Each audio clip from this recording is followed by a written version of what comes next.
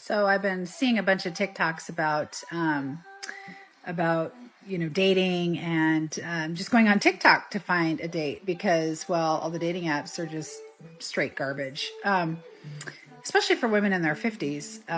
Even dating guys in their late 40s, early 50s doesn't seem to produce anybody worth spending time with because nobody taught men how to communicate. And it's just tough. Like, I've been on several amazing dates and they never pan out to anything more because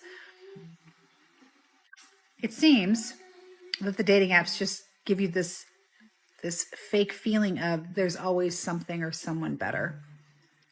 And while I'm no Big 10 here, I'm at least a good solid 8 or 9 because, well, this is what I look like, and I work, and I'm independent, and I have my own home, and I have my own thing. The conversation quickly turned to attraction, independence, and relationships. She pointed to her career, home, and financial stability, but viewers questioned whether those achievements alone determine compatibility. Many argued that lasting relationships need more than success or appearance. Trust, loyalty, shared values, and commitment are what help build something meaningful. Dating apps also entered the discussion, with endless options sometimes creating unrealistic expectations and pushing people to keep searching for something better instead of valuing what they already have. If you decide that when someone says that they are trying their best, that they are trying their best to support you, that they are trying their best to show up for you, that they are just trying their best, it is okay if you decide that that is not enough for you. That is something that you 310% can decide for yourself. Primarily as women, I'm going to speak as a woman from my experience, we are constantly told he's trying his best. He is doing his best. They are doing, cut him some slack, show him some grace, keep trying, stick it out, toughen up. You know, you're asking for too much. You're demanding too much. We're told all of these things. But if your needs are not being met for any period of time, you get to make the decision as to whether or not you think that that is sufficient, whether that is good enough for you, or whether you say, I really appreciate that you are trying your best, but I need more.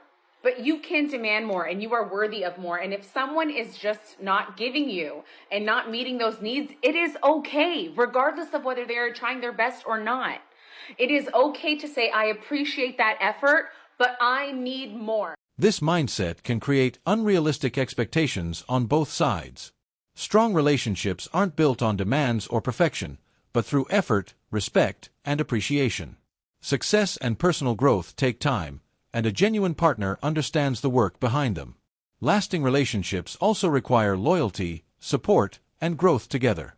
It's not about finding someone perfect, but someone who values your efforts and builds with you. 2024, and I just looked at my calendar and it hit me that in less than 20 days, I will turn 57 years old.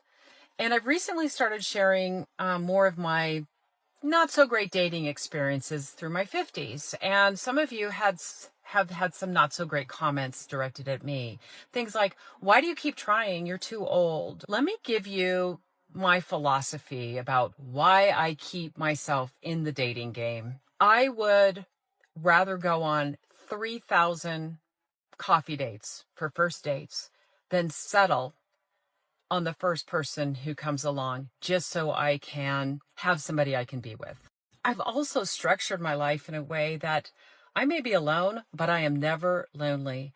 I have a career that I have been building and working on since my teenage years that I am completely in love with, and it keeps me really, really busy. Plus I work out, plus I run, plus I hike, plus I absolutely love. She feels her career and personal interests can fill that space, but many believe genuine connection and companionship still matter.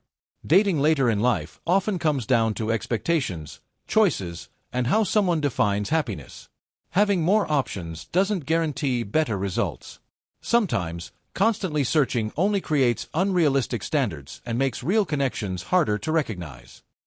The other socially enforced gender norm that plays into the challenges of leaving a nice guy is that women are still being given the message that our greatest value is our ability to care for and to nurture others. So I'll say for myself that when I let myself know that I'd outgrown my marriage and that in order to pursue my own happiness, I had to leave a really decent man. No, you didn't. It messed with me because It should. it seemed like a very uncaring thing to do. It was. I was also telling myself that it was kind of a selfish thing to do. Absolutely. And to do that to my husband and to my kids, and I knew it was gonna, obviously affect the whole family. And, most of us do care. Many viewers feel that constantly sharing personal struggles online can suggest someone is still seeking answers or validation. Instead of processing things privately, some turn to the internet to justify their choices. The comments reveal another common pattern. People sometimes regret leaving stable relationships while believing something better is waiting. After a major decision, reality doesn't always match expectations, which can eventually lead to reflection and regret.